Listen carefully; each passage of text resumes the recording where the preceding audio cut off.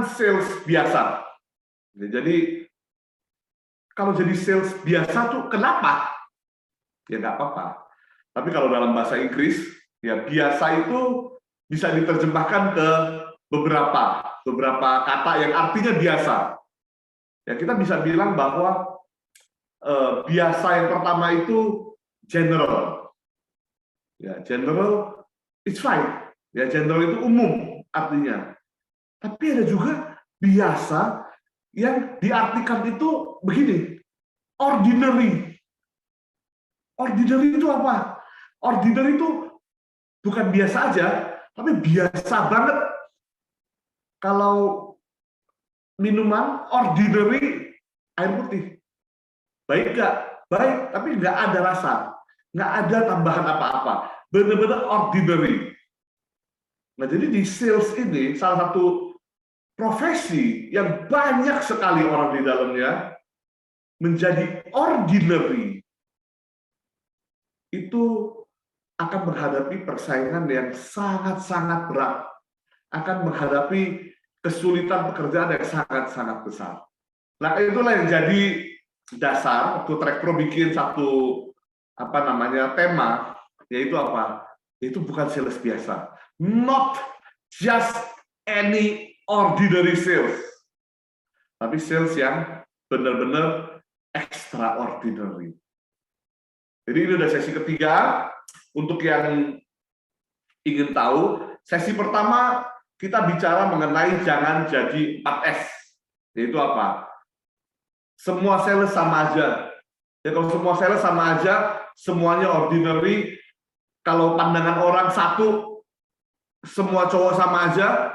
Ya kan, kalau cewek disakiti hatinya kan bilang semua cowok sama aja. Nah itu kan negatif. Pandangan semua sales sama aja. Juga seringkali negatif. Yaitu apa? Ini orang ada maunya. Ini orang pasti cuma nyari duit dan lain-lain. Nah, itu kita bicara di pertemuan pertama itu apa? Yaitu mengenai sales planning.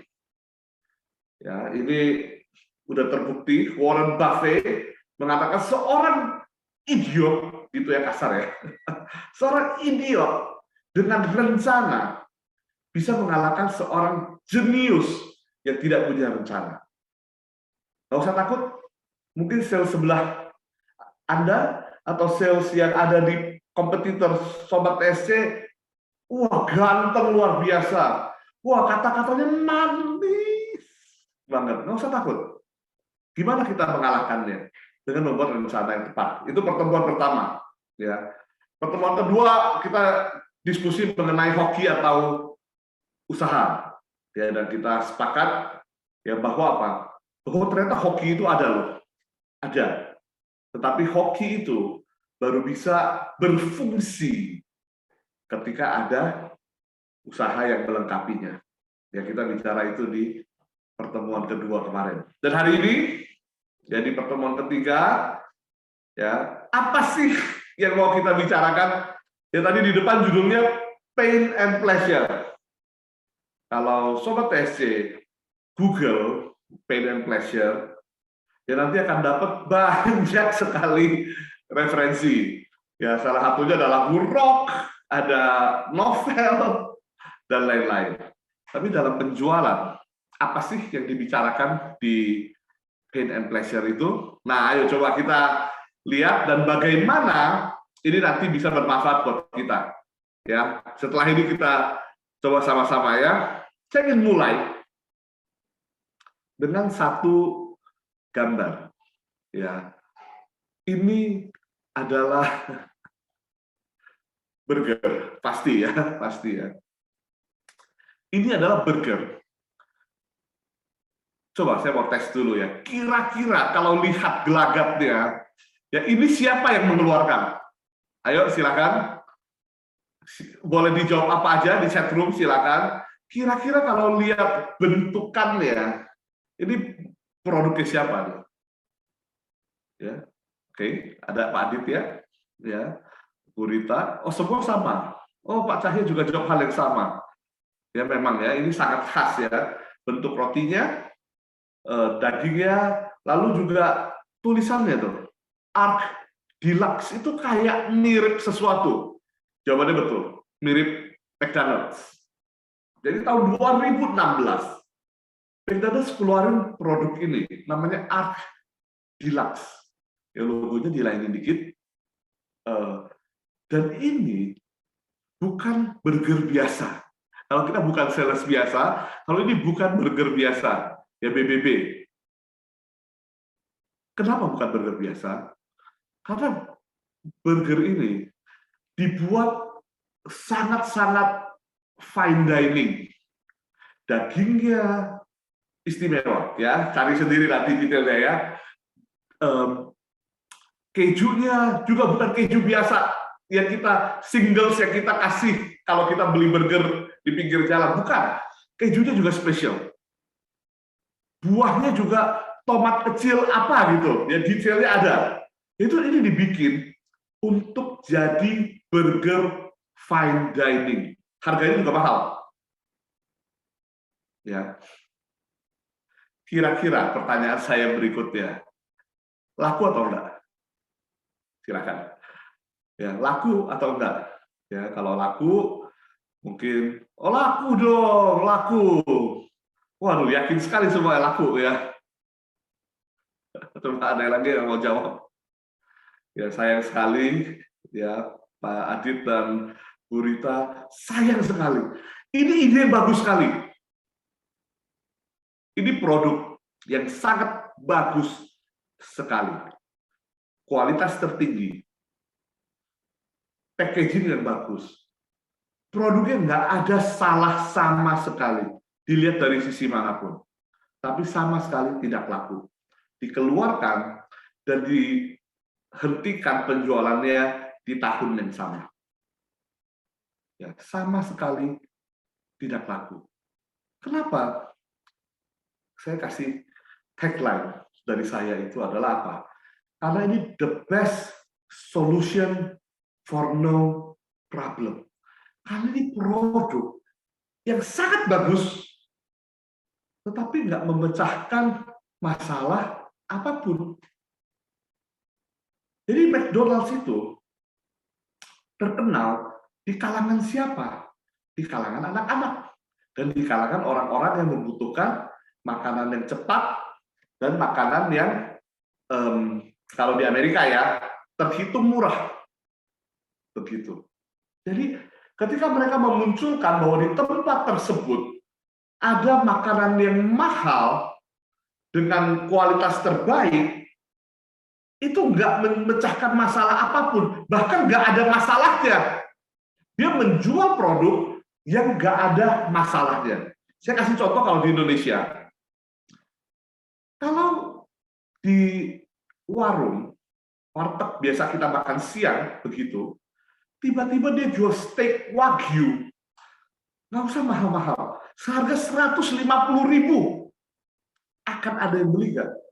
Coba nggak ada, karena warteg secara prinsipnya itu memecahkan masalah orang-orang kantoran atau mahasiswa-mahasiswa atau pekerja-pekerja atau siapapun orang yang mau mencari makanan yang just say murah, yang affordable.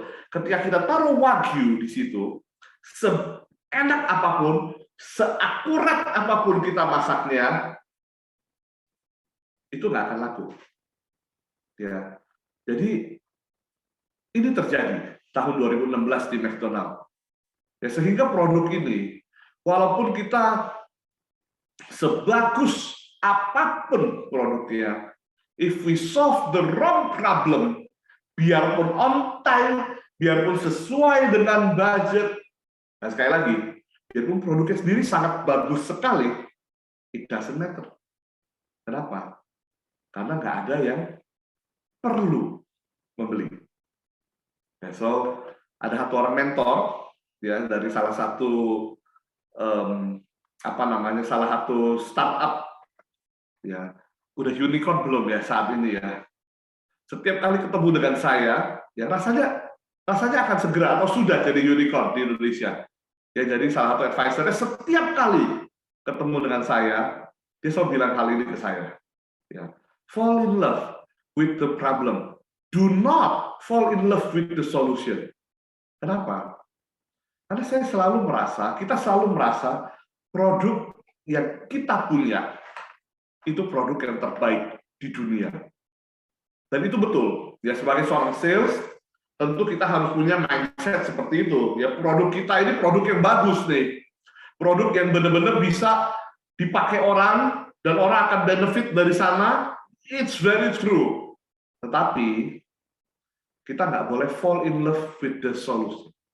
Kita harus fall in love with the problem. Maka pertanyaannya adalah, what problem?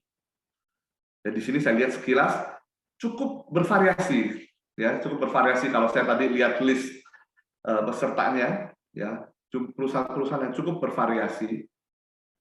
Problem apa yang mau kita solve dari produk kita? Semuanya ada marketnya, setuju. Semuanya ada something yang bisa diaddress, setuju. Pasti produk kita bisa laku, yakin saya. Tetapi tahu nggak kita sebenarnya kita memecahkan masalah apa? Kalau bikin steak wagyu, apakah kita akan taruh di warung atau kita akan melakukan hal lain? Ya, jadi inilah yang harus kita benar-benar pikirkan, karena orang-orang yang saat ini makan di warteg, mereka nggak punya masalah apapun dengan makanan yang ada saat ini. Nah, jadi di sini ada yang bisnisnya B2B, ya. Saya lihat, saya tahu ada yang bisnisnya B2B, ada yang bisnisnya B2C, ya, ada juga yang bisnisnya tipe-tipe lain, ya, tipe-tipe lain, ya, baik B2G, C2C, sekarang ada yang baru, ya, B2X, pernah dengar nggak? Ya, ini model bisnis terbaru, ya, B2X katanya. Tapi kita diskusikan di lain waktu, ya, masalah efektivitas pemasarannya. Ini bukan bahasan hari ini. Tapi bisnis kita, produk kita, yang manapun, ujung-ujungnya kita jangan lupa bahwa apa? Bahwa yang membeli itu adalah orang. Setiap kali saya ketemu dengan prospektif klien, begitu ya. Setiap kali saya ketemu dengan orang yang mau konsultasi dengan saya, mereka selalu ngomong begini. Seringkali, bukan selalu, tapi seringkali mereka ngomong begini. Pak Agus, tapi bisnis saya lain loh ya. Pak Agus harus tahu dulu, bisnis saya lain. Saya setuju. Semua bisnis pasti ada uniknya. Pasti ada nilai-nilai tertentu yang orang lain nggak punya. Dan itu menjadi strength mereka. Ya, it's good. Ya, tetapi kita jangan lupa bahwa produk kita harganya 100 perak atau 100 juta atau 5 miliar atau berapapun. Produk kita mau barang langka, mass production, collection item, barang kita mau dijual kepada siapapun, it's always people who buy. Nah, jadi kita mau bicara B2G, even B2B, yang membuat keputusan pembelian itu selalu adalah manusia, alias orang. Nah, ini yang harus kita sepakati bersama-sama di sore hari ini. Sehingga kalau kita bicara, pembeli kita, apapun bisnis kita, pembeli kita adalah orang, maka sales selalu, dari zaman dulu sampai sekarang, sales is about human connection. Sales is about building relationship. Saya selalu bicara mengenai bagaimana seseorang bisa berhubungan dengan calon customer-nya. Jadi ini, saya ingat, dan saya pernah ngomong hal ini, slide ini pernah muncul di training yang lain, tetapi saya ingin ulang aja. Ya, ada pepatah mengatakan begini ya, bahwa orang akan lupa apa yang kita katakan. Orang akan lupa apa yang kita lakukan. Ya, I have learned that people will forget what you say. People will forget what you did. Tetapi people, orang, will never forget apa? Ada yang tahu? Ya, mistake. Oke, ada yang tahu? People will never forget. Ya, mistake udah menjurus banget tuh. Udah menjurus banget. Ya.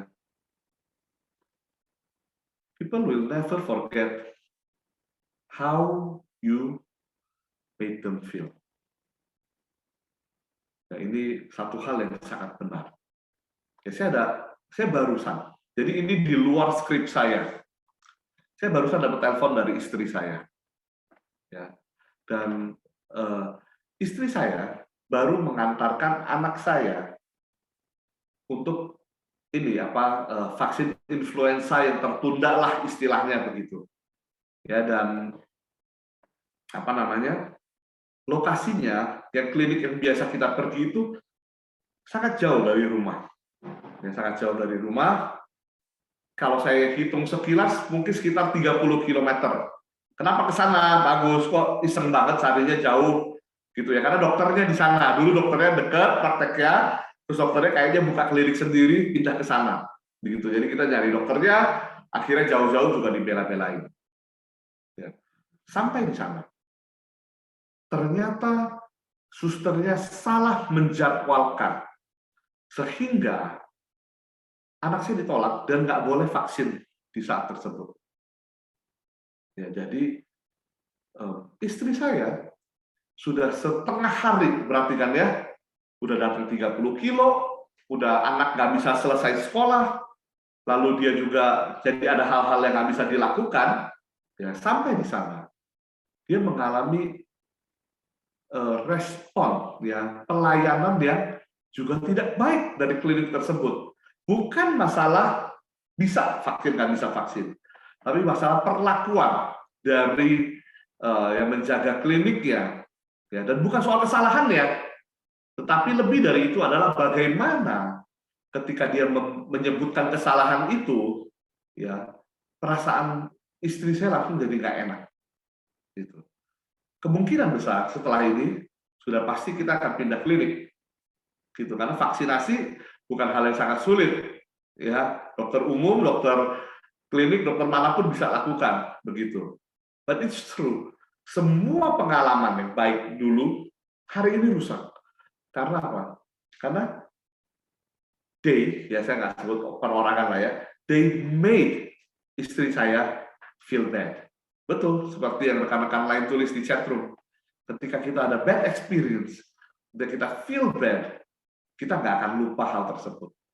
Nah, sales harus ingat hari ini. Ya, semua hal baik yang kita lakukan, ya bahasa Indonesia punya satu peribahasa bagus, karena nila setitik merusak susu sebelanga. It's very true. Ya, jadi, ayo kita ingat hal ini sebelum kita mulai bahas mengenai pain and pleasure di sore hari ini. Nah, ketika kita bicara, makanya ketika kita bicara bahwa yang kita juali, yang membeli dari kita, itu adalah orang, adalah personal, adalah manusia, maka kembali ke buyer personal. Kita tahukah siapa orang yang membeli dari kita? McDonald's waktu itu, keren banget McDonald's, salah, McDonald, ya waktu itu nggak memperhitungkan hal ini. Mereka yang sukanya makanan yang high end, mereka yang suka makanan yang fine dining, mereka bukanlah buyer persona dari McDonald's. Nah, itu yang lupa diperhatikan. Sehingga ketika mereka luncurkan produk yang paling bagus, mungkin itu McDonald's paling enak loh. Mungkin, saya belum coba juga kan. Mungkin itu produk paling enaknya mereka, atau paling spesial. Tapi salah sasaran. Ya, sehingga di tahun yang sama, 2016 itu langsung dihentikan. Padahal investasinya sudah besar sekali. Ya, karena mereka untuk launching produk baru itu mengeluarkan biaya advertising yang sangat besar sekali. Ya, jadi itulah yang terjadi dengan mereka. Nah, jadi seperti di pertemuan pertama, ya bukan sales biasa itu, jangan jadi 4S. Kita udah ngomong, kita harus tahu klien kita tuh siapa, ya, dan sebanyak mungkin informasi yang kita bisa kumpulkan itu akan bisa membuat kita nanti ya di akhir ya menjual dengan lebih tepat kepada mereka. Ya, apa aja yang kita bisa tahu, yang kita perlu kumpulkan dari mereka, ya. Personal info yang pertama. Ya, hal-hal yang mulai dari sangat sederhana, usia, jenis kelamin, pekerjaan, dan lain-lain. Ya, ini kita perlu ketahui. Yang kedua apa? Yang kedua professional info. Ya, pekerjaannya apa? Kalau kita B2B, ya kita harus tahu bahwa berapa level pembuatan keputusan di tempatnya dia. Ya, kalau B2B. Sama kalau B2G. Kalau B2C, kalau kita jual produk kepada perorangan, kalau misalkan dia adalah wanita, kita perlu tahu apakah suaminya terlibat di dalam keputusan pembelian. Kalau dia ada pria, kita perlu tanya, Menteri Keuangannya di rumah siapa? Ya kan? Kalau pria itu membeli produk ya kepada pria-pria di sini, ya ini memang banyak pria yang saya lihat hari ini ya. Produk-produk yang dibeli pria itu memang harus SNI. Ya, jangan beli produk kalau belum SNI. Ya, kenapa? Helm motor misalnya, sepeda, ya, mainan-mainan pria lah, itu harus SNI. Karena kalau nggak SNI, kadang-kadang bisa berpengaruh kepada keharmonisan rumah tangga. Kenapa? Karena SNI itu sudah nanya istri. Ya, jadi ini sangat penting untuk pria-pria ya.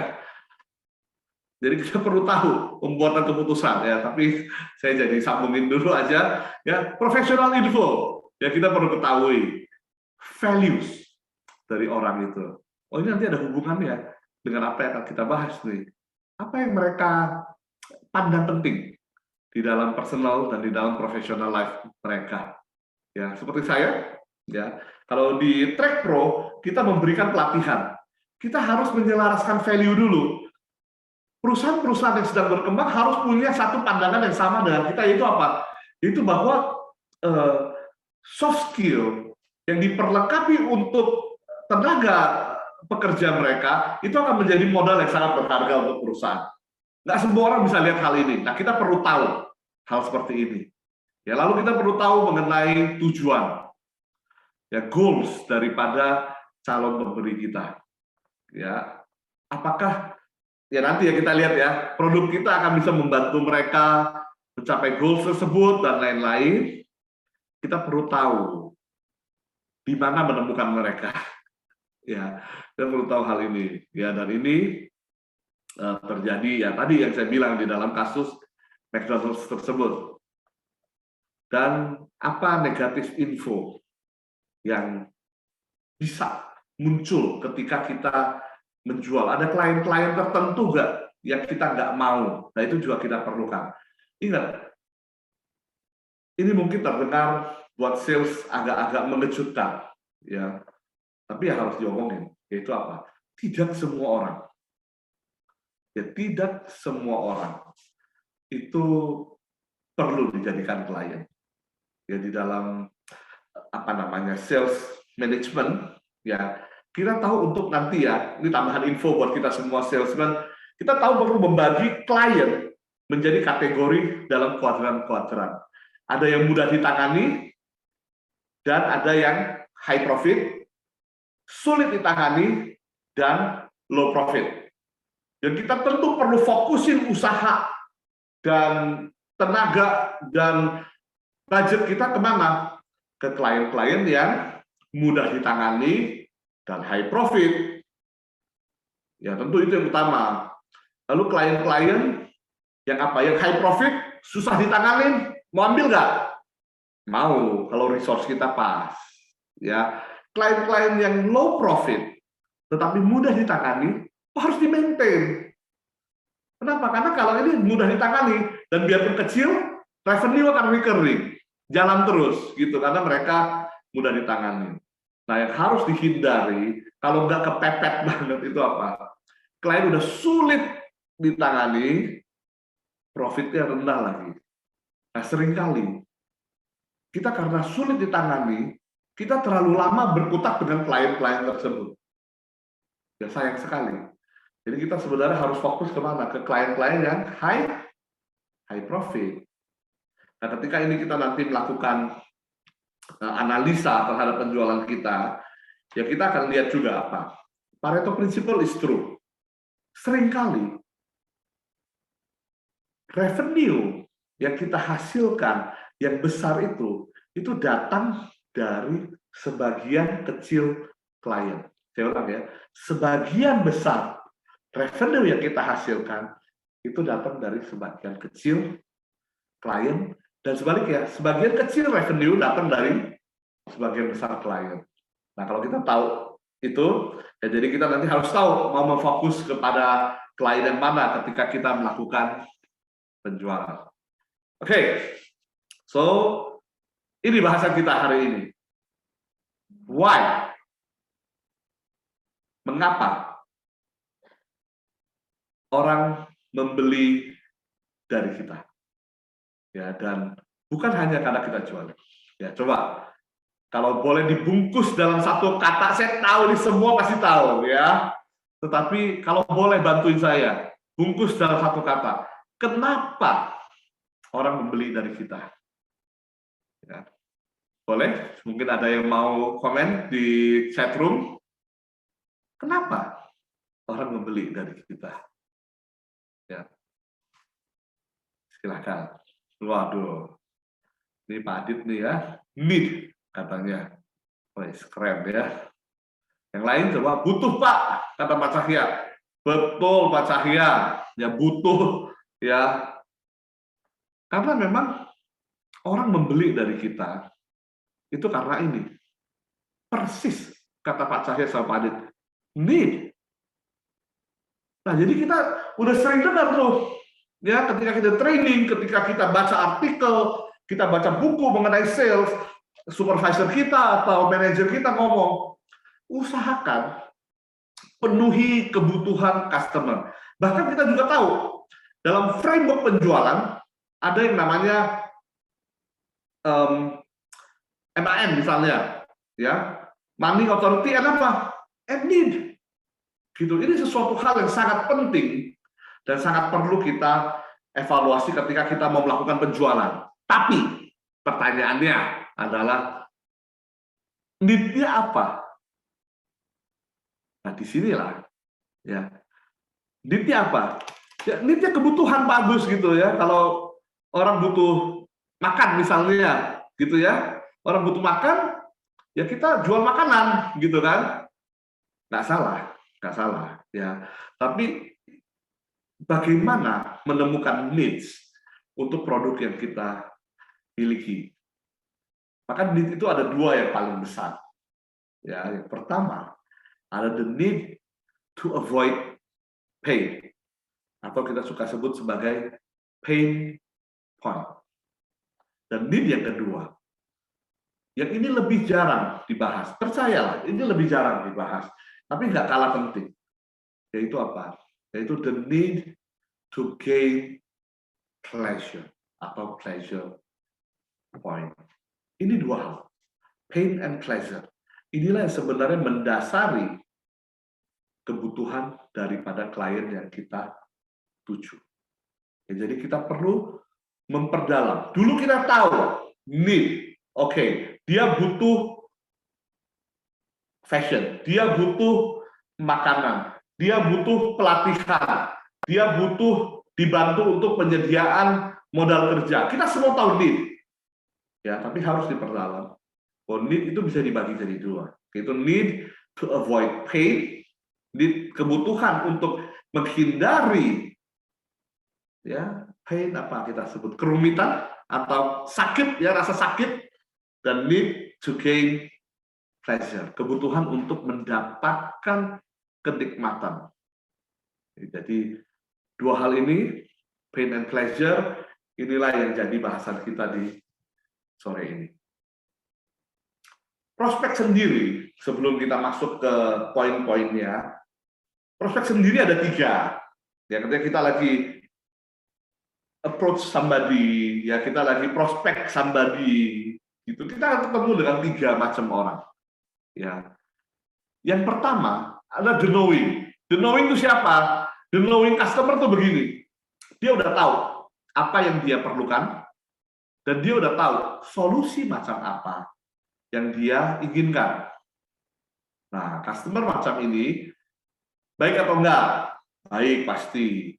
Ya, tetapi akan lebih sulit kalau misalkan dia sudah membuat keputusan dalam dirinya. The knowing customer biasa menjumpai kita 60% dari mereka sudah melakukan riset terlebih dahulu, dan mereka sudah tahu, dan dalam hati mereka sebenarnya mereka sudah membuat keputusan. Ya, jadi ketika kita bertemu dengan customer, ketika kita probing, kita ajak bicara, kita gali, oh kita punya feeling. Dia udah the knowing customer nih. Dia udah tahu semua hal yang dia butuhkan, dan dia sudah tahu apa yang dia inginkan, lakukan yang terbaik aja. Karena sebenarnya dia udah membuat keputusan di dalam dirinya dia. Ya, ini prospek yang pertama, belajar baca. Yang kedua adalah the seeker, the seeking customer atau the seeker. Ya, the seeker ini adalah orang yang tahu dia butuh sesuatu, tapi dia belum tahu apa. Ya, ini adalah tipe customer yang saya kasih contoh tuh ya, adalah kayak anak muda lagi pacaran. Loh, gimana anak muda pacaran? Gimana sih? Anak muda pacaran tuh begini ya. Di sini kan masih muda-muda. Ya, jadi kasih tahu saya, bener nggak kalau pacarannya begini? Kalau salah, dibilangin ya. Anak muda pacaran tuh gini. Malam mingguan. Ya. Mau makan? Mau. Makan apa? Terserah. Oke, mau makan Padang? Nggak kolesterol. Mau makan warteg? Nggak jorok. Ya udah, mau makan makanan Jepang? Nggak mahal. Jadi mau makan apa? Terserah. Ini customer yang tahu dia mau makan, tapi nggak tahu mau makan apa. Ya, the seeker. Ya, orang yang tahu dia butuh sesuatu, tapi dia perlu diarahkan. Dia lagi mencari solusinya. Nah, ini adalah tipe customer yang ideal sekali untuk diprospek. Ya, masalahnya dia udah tahu, dan kita tinggal provide solusi buat dia dalam apa? Dalam masalah atau pain point yang dia punya, atau untuk meningkatkan pleasure yang dia inginkan. Nah, ini tipe customer yang idealnya tuh. Jadi kalau kita ketemu yang seperti ini, langsung ingat 2 hal. Oke, saya mau masuk dari pain point atau saya mau masuk dari pressure point. Gimana caranya? Habis ini langsung. Yang ketiga adalah customer clueless namanya. The clueless customer nggak tahu dia punya masalah dan nggak nyari solusi. Nah, ini bisa nggak dia prospek? Bisa. Effortnya agak panjang. Ya, karena harus dari mana? Harus dari disadarkan apa sebenarnya yang jadi masalahnya dia. Ingat, orang cenderung sulit melihat permasalahan yang dia hadapin kalau belum langsung kena ke depan mukanya dia. Contohnya banyak nanti. Peribahasanya bahasa Indonesia juga bagus tuh, apa tuh? Gajah di pelupuk mata tidak tampak, semut di ujung lautan kelihatan. Itu tuh, peribahasa bahasa Indonesia itu tepat sekali. Ya, itulah the clueless customer. Ya, jadi bisa di-approach nggak? Bisa, silakan. Effortnya tapi perlu lebih berat. Oke, so ayo kita diskusikan. Ketika kita melakukan prospecting nanti, ketika kita lagi jualan istilahnya, kita bisa mulai dari melakukan address terhadap pain point. Pain point itu apa? Pain point itu adalah masalah spesifik. Ingat katanya ya, masalah spesifik yang dialami oleh calon pelanggan dalam beberapa aspek-aspeknya yang kita perlu tahu. Ya, jadi pain point adalah kesulitan yang dihadapi oleh pelanggan. Dalam banyak hal, ya, kita sering dengar orang ngomong begini ya, kalau di dapur atau di mana gitu ya. Wah, dia bilang begini. Wah, baru tahu ya ternyata apa? Misalnya microwave gitu ya. Wah, ternyata panasin microwave. Enggak dipanasin. Panasin makanan dengan microwave sangat cepat, sangat simple gitu misalnya. Karena dia nggak tahu ada microwave sebelumnya gitu. Tapi setelah tahu, jadi ada pain points yang dia address, yaitu apa? Dulu kalau mempanasin makanan lama. Dengan hadirnya microwave, ya dengan hadirnya air fryer misalnya, ya manasin makanan jadi cepat. Ya ini contoh. Ya. Ada satu contoh lain lah ya. Ini saya pakai contoh aja dulu gitu ya. Gimana cara kita menjual sebuah bandage? Bandage adalah bahasa Indonesia ini apa ya? Itu merek ya. Yang kita biasa pakai itu kan merek ya. Apa bahasa Indonesia bandage? Boleh bantu saya? Ada yang tahu? Ya, bandage itu adalah kasa, yang pasti bukan merek kan ya. Kalau yang ten itu kan merek gitu. Bahasa Indonesia apa ya? Ada yang tahu? Ya kalau nggak ada, kita sebut bandage aja ya, penutup luka. Betul. Ya, maksud saya penutup luka. Gitu. Kalau kita bicara mengenai penutup luka, plester. Plester cocok juga lah ya, boleh plester. Kita ngomong plester ya. Kalau kita jual plester, ya, kenapa ada pen dicoret ini ya katanya ya. Ini dari film terkenal Wolf of Wall Street, katanya gini, kalau sales yang hebat tuh ya, bisa langsung ditunjukin, sell me this pen, gitu ya, dan dia bisa jualin, gitu. Jadi enggak, sell me this plaster hari ini.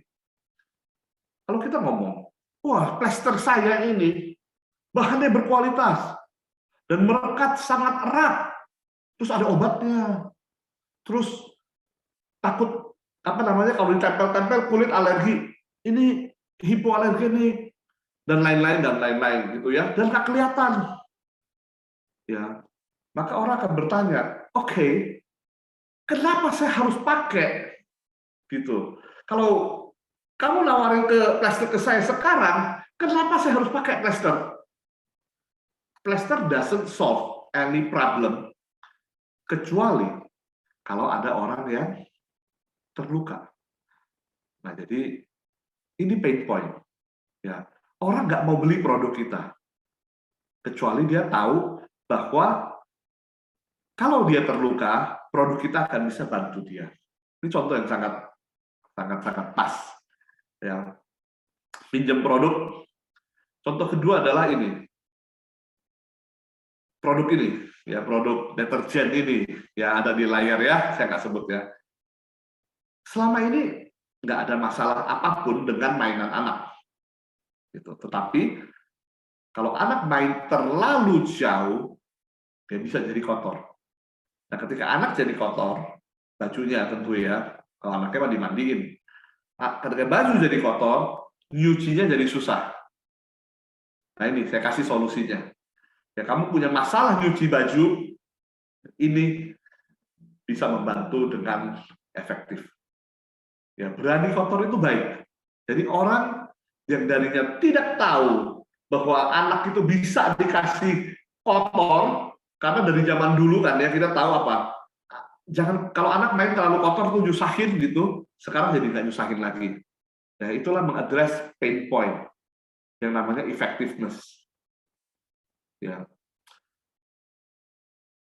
Di dapur punya pisau yang tumpul, susah motong daging. Ya.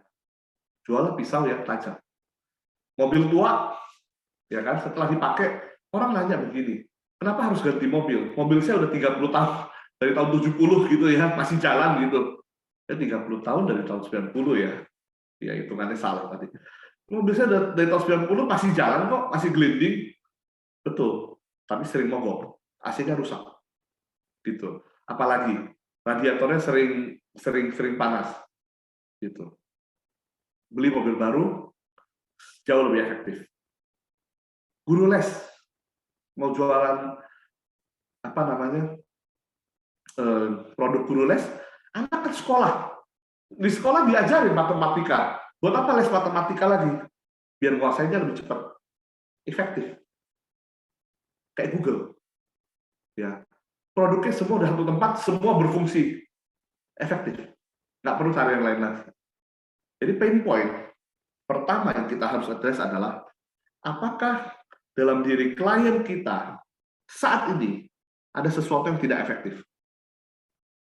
Itu pain point yang pertama. Ya.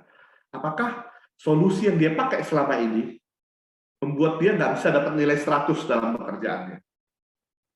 Daging potongnya nggak mulus, mobil seringkali membuat dia terlambat ke kantor, atau yang lainnya.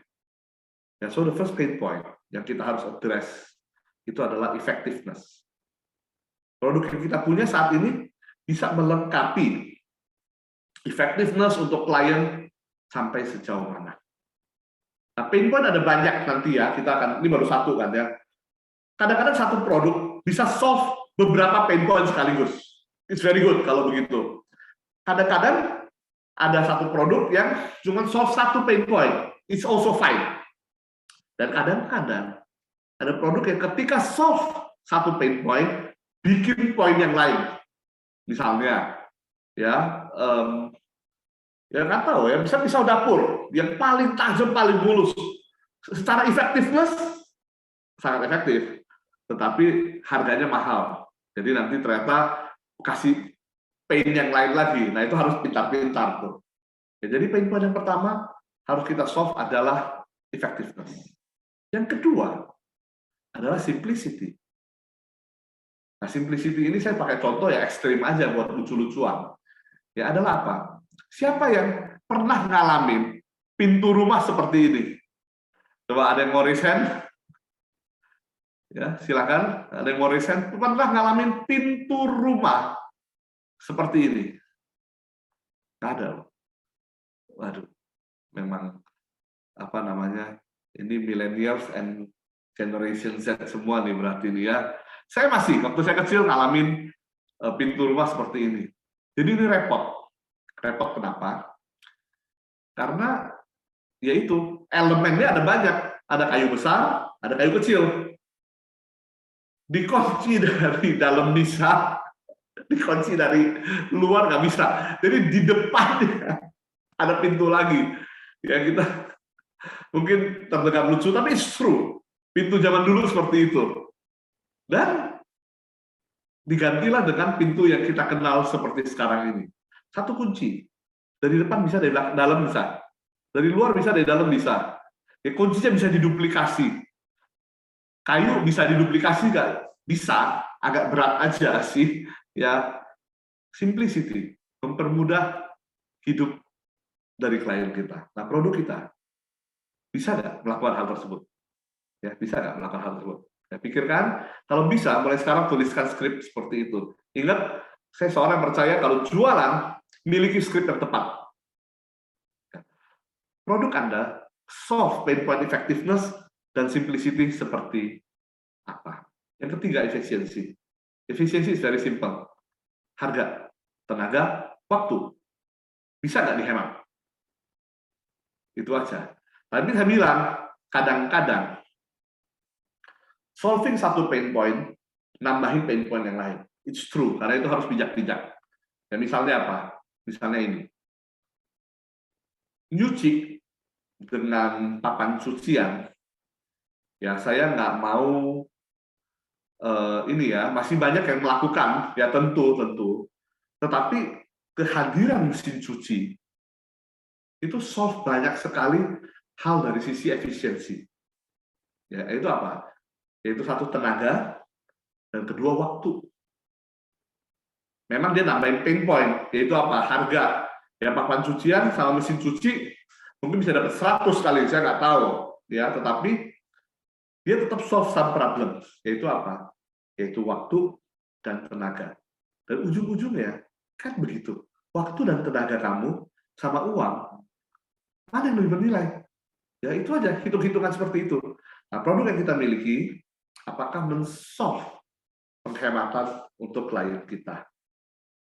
Ya, sekarang semua hal serba digital, software-software digital, aplikasi-aplikasi digital, ini solve banyak sekali pain point yang berkaitan dengan efisiensi, gitu ya. Apalagi dengan apa usaha untuk melestarikan bumi, kertas-kertas, pengarsipan dan lain-lain ini sekarang di-solve banyak sekali dengan kehadiran teknologi digital. Ya, produk yang kita punya, solve efisiensi apa? Number 4, pain point yang harus kita address adalah convenience. Ya, ada convenience. Saya lihat sekilas ya. Siapa di sini? Ya, coba boleh raise hand juga ya. Siapa di sini yang berada dari luar wilayah Jabodetabek? Ada? Atau kita semua Jakarta dan Jakarta coret semuanya? Apakah ada yang dari luar Jabodetabek? Oke, nggak ada. Ya, jadi semua seperti gambar berikut ini. Kenapa? Karena Jakarta ya ini sudah seringkali memenangkan penghargaan sebagai kota yang paling macet di dunia. Burita Karawaci masih Tabek ya, Jabodetabek Bu. Ya. Ini adalah penghargaan yang diterima oleh Kota Jakarta, salah satunya adalah kemacetan. Ya. Berada dalam kemacetan bukan pilihan bagi orang Jakarta, bagi warga Jakarta. Yang bisa dipilih apa? Yang bisa dipilih adalah apakah saya mau bermacet-macet di kendaraan umum dengan apa namanya ratusan orang lain, atau saya mau bermacet-macet di dalam kendaraan pribadi dengan nyaman. Ini kan pilihan yang bisa diambil kalau orang punya uang, kalau dia buyer, kalau dia masuk kategori prospek kita, ya convenience. Apakah produk kita solve masalah kenyamanan, convenient untuk klien kita? Yaitu hal yang harus kita pikirkan nomor 4. Ya, nomor 4. Dan kita harus lanjut segera ya karena panjang juga nih. Yang nomor 5 nih scarcity. Scarcity saya nggak usah diskusikan. Ya, karena terjadi hari ini. Yaitu apa? Tahu minyak goreng naik harganya per beberapa waktu terakhir ini. Ya, tadi di kantor juga kita baru diskusi, lalu kita lihat ya merek-merek tertentu gitu yang 2 liter udah nyampe harga 70.000 pun ada. Mana? Ya, saya terima video-video di WhatsApp ya bahwa apa? Bahwa orang terpaksa beli minyak goreng di luar kota dia apalagi 1 liter 50.000. Terus dia di video itu dia tanya 2 liter berapa? Mungkin maksudnya kalau 1 50, jual 2 mungkin lebih murah gitu ya, mungkin 80 lah gitu ya. Enggak, 2 100.000. Ya, jadi minyak goreng langka. Kalau produk kita langka, ya scarce, ya kita bisa pecahin pain point yang namanya scarcity ini, ya orang akan beli. Ya, jadi mulai sekarang boleh mulai pikir produk saya gimana ya bungkusnya biar jadi kayak minyak goreng gitu. Lanjut, yang nomor 6, recognition. Ya, pandemi sudah 2 tahun lebih, ya, dan di tengah-tengah pandemi ada satu bisnis yang tiba-tiba meledak, yaitu apa? Yaitu bisnis penjualan sepeda. Semua orang berlomba-lomba beli sepeda, dari sepeda yang harganya ratusan ribu sampai sepeda yang harganya ratusan juta. Semua orang masuk klub sepeda, dari yang sepedaan di komplek sampai sepedaan di Bali. Lalu setelah berapa bulan, nasib sepedanya kurang lebih sama seperti di gambar saat ini. Ya mungkin udah nggak dipakai bertahun-tahun, nggak bertahun-tahun ya, berbulan-bulan. Kenapa di awal beli?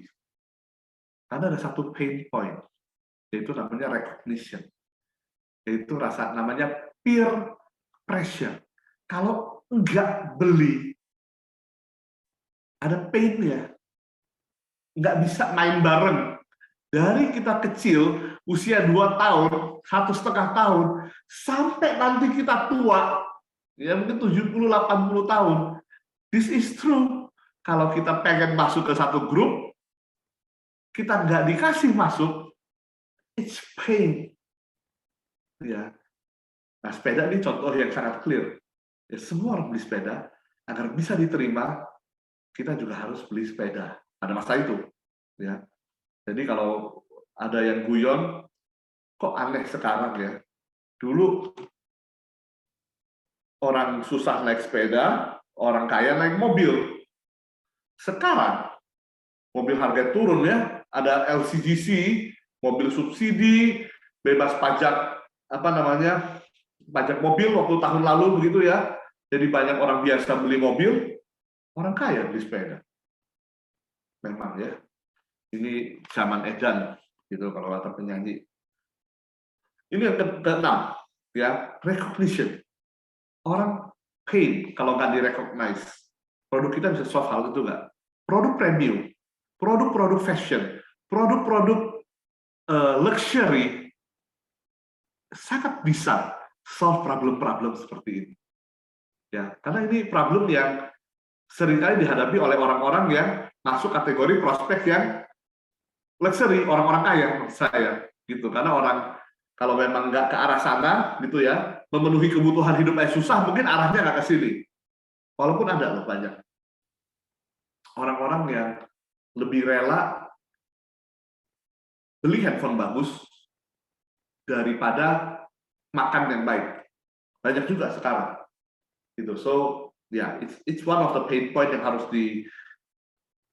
dimanfaatkan ya, tergantung produk yang kita jual.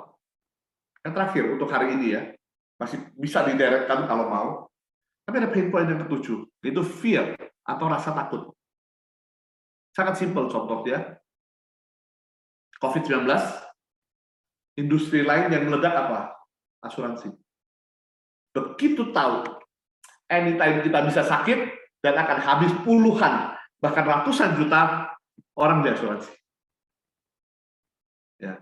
Begitu tahu masuk musim hujan, orang beli payung. Begitu tahu orang bisa COVID, orang beli asuransi. Yang dulunya bilang, enggak lah, nggak penting. Ya, deg-degan juga. Ya, deg-degan juga. Kalau kena 100 juta nih, ya beli deh, ya udahlah, tahun ini aja lah, nggak apa-apa. It's fear. Ya, nah, ini pain point yang ke-7 gitu ya. Ini harus bisa dimanfaatkan.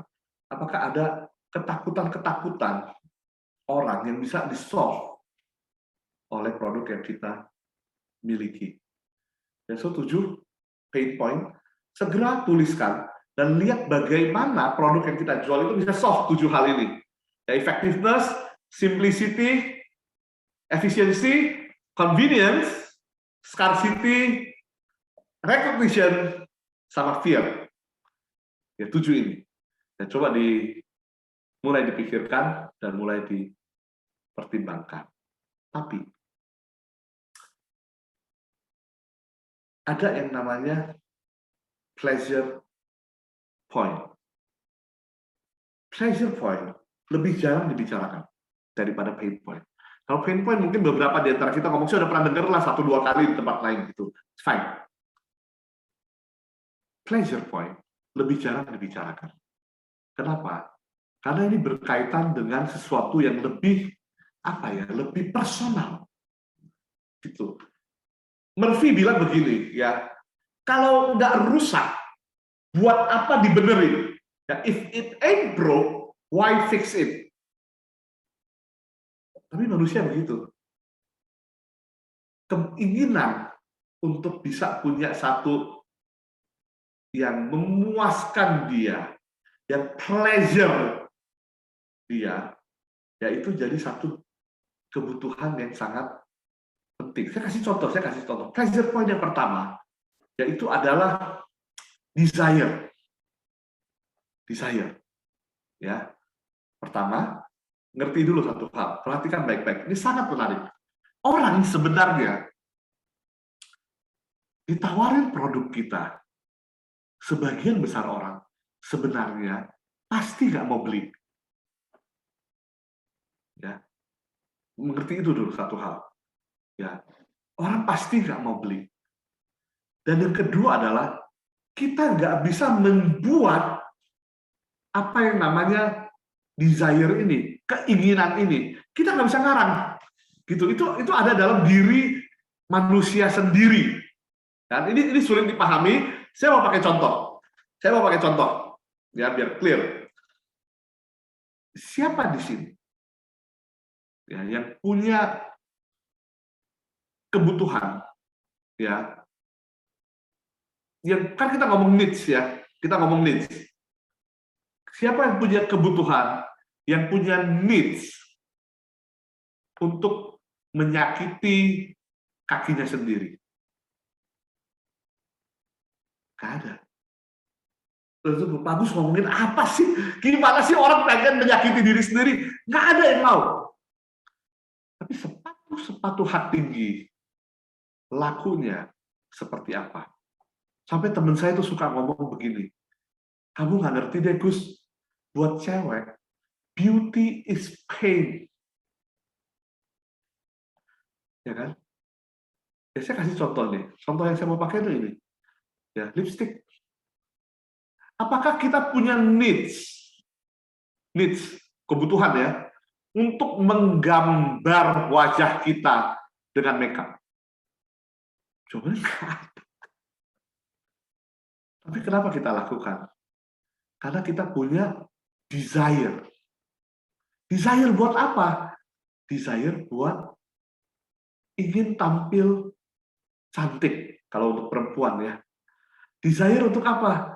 Desire untuk dikehendaki oleh lawan jenis, misalnya. Makanya mau tampil cantik. Atau even untuk kepuasan diri sendiri. Ya, it's fine. Ya, tapi itu desire. Jadi produk kita, lipstick, ya, nggak memenuhi kebutuhan dari sisi pain point. Malah nambahin pain. Ngerepotin, gitu ya.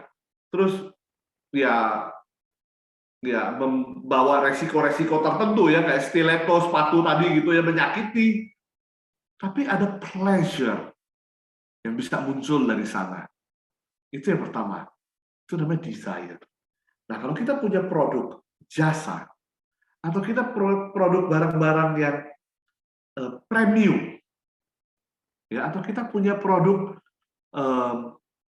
yang memang nilainya tinggi, ya, kalau produk-produk kita seperti itu, ya, selain pain point, mulailah pikir ke arah pleasure point.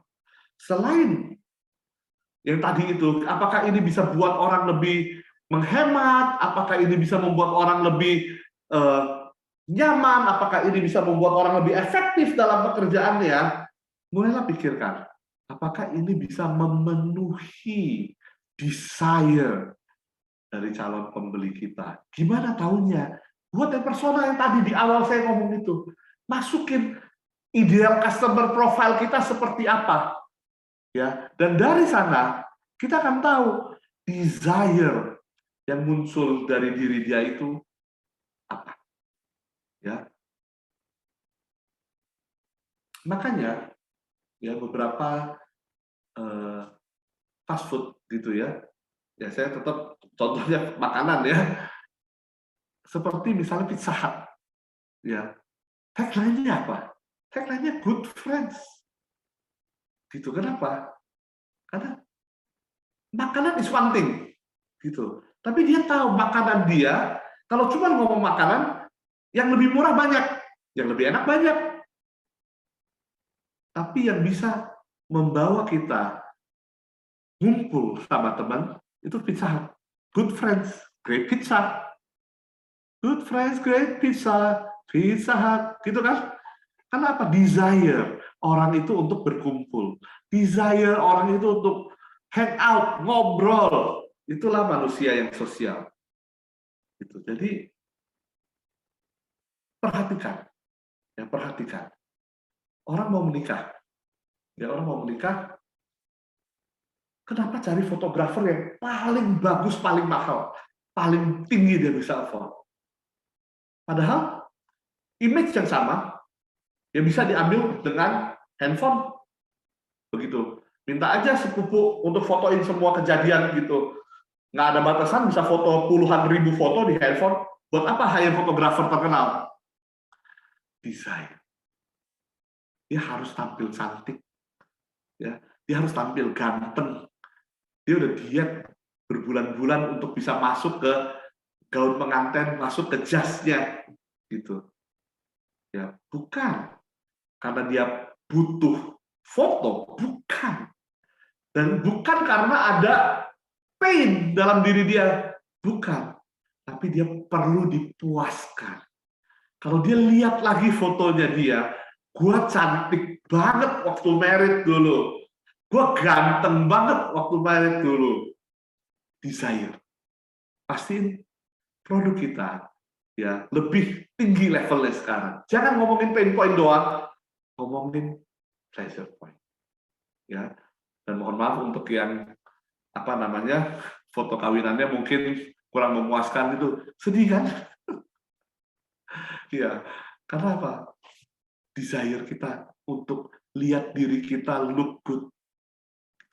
So ini sangat penting sekali, desire. Ya. Yang kedua adalah identification. Perhatikan. Ya. Saya ada contoh yang bagus sekali satu, yaitu apa? Siapa di sini yang punya kebutuhan? Saya butuh nih, butuh apa? Butuh membaca. Salah bagus. Hobi membaca maksudnya Pak? Bukan, butuh. Siapa yang butuh membaca di sini? Yang kalau nggak baca lapar, misalnya. Nggak ada, nggak makan lapar, nggak minum haus, nggak tidur ngantuk. Nggak baca nggak apa-apa sebenarnya. Jadi kenapa baca? Pain point apa yang diselesaikan karena membaca? Kalau nggak baca, nggak sekolah, mungkin jadi nggak pinter. Ya itu kepanjangan lah, itu kepanjangan. Tapi orang membaca karena apa? Udah tahu jawabannya. Karena it's pleasure. Karena itu memuaskan dia. Dari sisi mana? Memuaskan dia. Dari sisi identification. Identification. Orang nggak butuh membaca, tetapi orang suka membaca novel, orang suka nonton film. Karena apa? Karena dia relate. Ya. Ini contoh, ya. Harry Potter.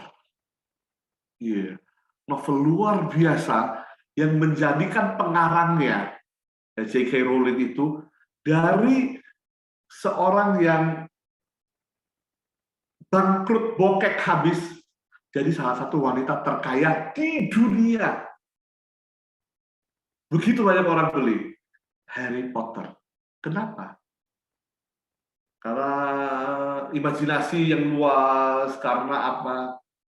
Bukan, karena orang ketika membaca cerita yang bagus, mereka bisa relate, mereka bisa identify, bisa ngenalin diri mereka di dalam cerita tersebut. Ada orang yang bisa lihat nih, dia seolah-olah jadi pemeran utamanya, berusaha untuk apa? Berusaha untuk mencegah kelahiran kembali penyihir jahat. Ada yang bisa membayangkan dirinya sebagai temannya, pemeran utama yang memberikan support selama 7 buku, ya, supaya jagoannya bisa menang. Identification. Orang nggak butuh membaca, melihat tulisan-tulisan, no, tetapi mereka butuh identify diri mereka dengan sesuatu. Itu sebabnya, Ya, ini makin tinggi levelnya ya, premium levelnya makin tinggi. Itu sebabnya orang beli luxury item. Kenapa? Karena ketika mereka mengenakan luxury item, mereka mengidentifikasi diri mereka sebagai orang yang lebih baik, lebih tinggi levelnya, gitu.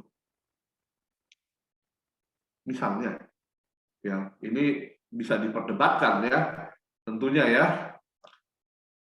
Orang beli apa namanya? Orang beli jam misalnya, ya, yang pakai tembakan dan yang pakai Seiko dan yang pakai Rolex gitu ya, dan yang lain-lain gitu ya. Itu ketika mereka pakai, ya tiba-tiba grup-grupnya berubah. Ya, yang pakai Rolex tentu kelasnya kelas elit gitu. Yang pakai jam palsu beli di apa namanya tempat-tempat ini ya tentu levelnya lain lagi gitu. Jam jadi apa? Bukti status seseorang. Ya, perhiasan misalnya gitu. Nah, ini yang harus bisa kita tuju. Orang butuh identification.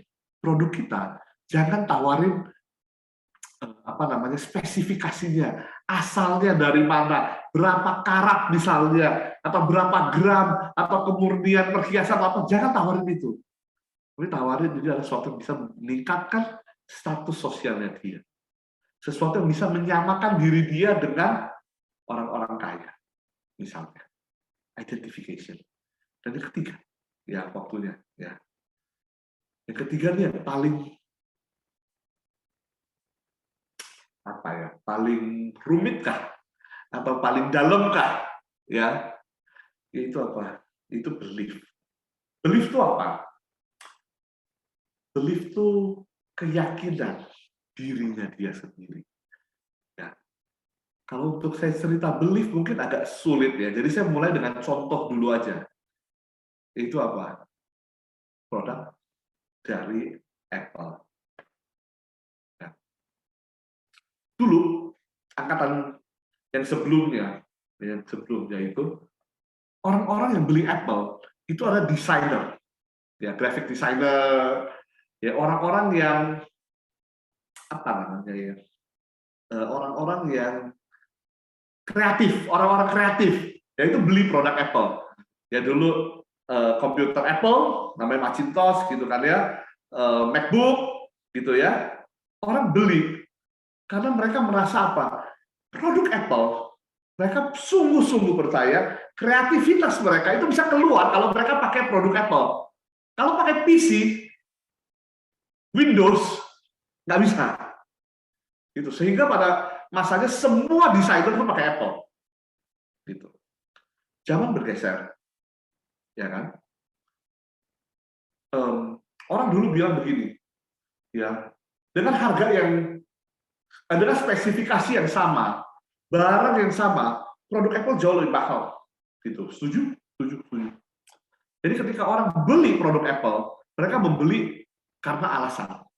Alasan apa? Belief-nya mereka itu apa? Yaitu saya bisa jadi lebih kreatif. Saya bisa jadi lebih menggunakan semua talenta saya di bidang desain kreatif ini kalau saya pakai Apple. Itu belief. Lalu bergeser. Ya bergeser. Kalau sekarang kita beli Apple kenapa? Karena ada ekosistem yang saling terkait satu dengan yang lain. Jadi kita percaya apa? Kalau kita beli semuanya produk Apple, kita akan masuk ke dalam satu ekosistem pekerjaan, pertukaran data, entertainment, dan lain-lain, itu yang menyatu jadi satu. Jadi itu Apple. Apple doesn't solve pain points.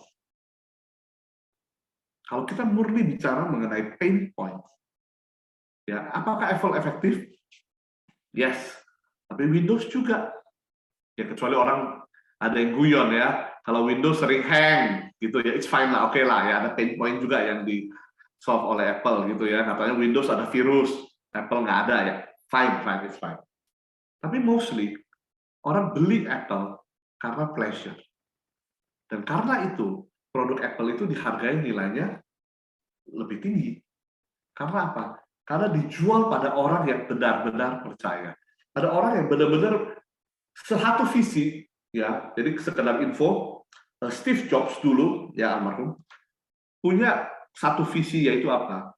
Yaitu bahwa setiap orang itu harus dikasih kekuasaan, power ya dalam bentuk gadget gitu ya, yang sama dengan yang dimiliki oleh perusahaan-perusahaan besar. Begitu, makanya lahirlah Apple, kira-kira begitu. Ya, jadi barang yang dihasilkan harus berkualitas tinggi dan memiliki nilai estetik yang tinggi, gitu.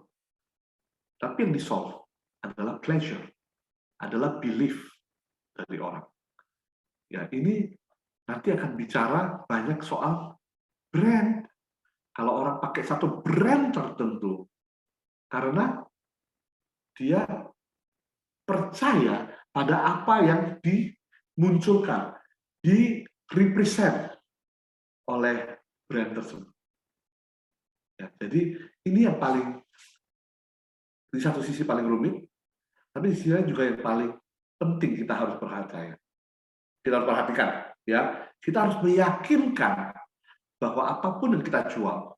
Tapi ketika, sekali lagi ya, ketika kita bicara pleasure point, banyak di antara ini yang kalau kita mau terapkan, produk kita harus punya satu value yang kita sendiri harus percaya sekali. Ya, ingat, orang beli karena apa? Bukan karena lihat produknya aja, tapi karena relationship. Tadi di awal ada yang bilang, gitu. Nah, inilah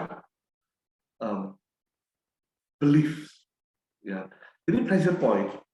Ya, itu bukan sesuatu yang apa kita bilang ya, bukan sesuatu yang kita lalu kalau 1 tambah 1 lalu jadi 2, bukan gitu. Tapi pleasure, kalau pain points mungkin seperti itu. Ya, dia butuh X, kita sediakan X, maka impas gitu ya, X sama dengan X gitu ya. Kalau pleasure point bicara sesuatu yang lebih luas dari itu.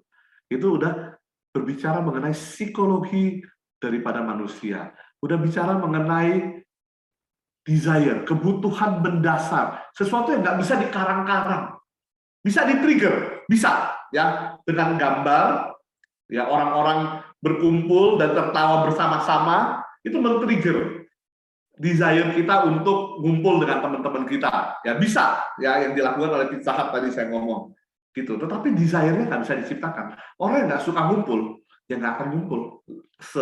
Sering apapun dia lihat advertising itu. Nah, itulah desire, itulah apa tadi, identification, dan yang paling dalam tadi ya, itulah belief. Jadi, sobat TSC sekalian, hari ini kita ngomong mengenai pain points, pleasure points, total ada 10, 7 sama 3. Ya, bawa pulang, dan mulai lihat produk kita bisa solve mana.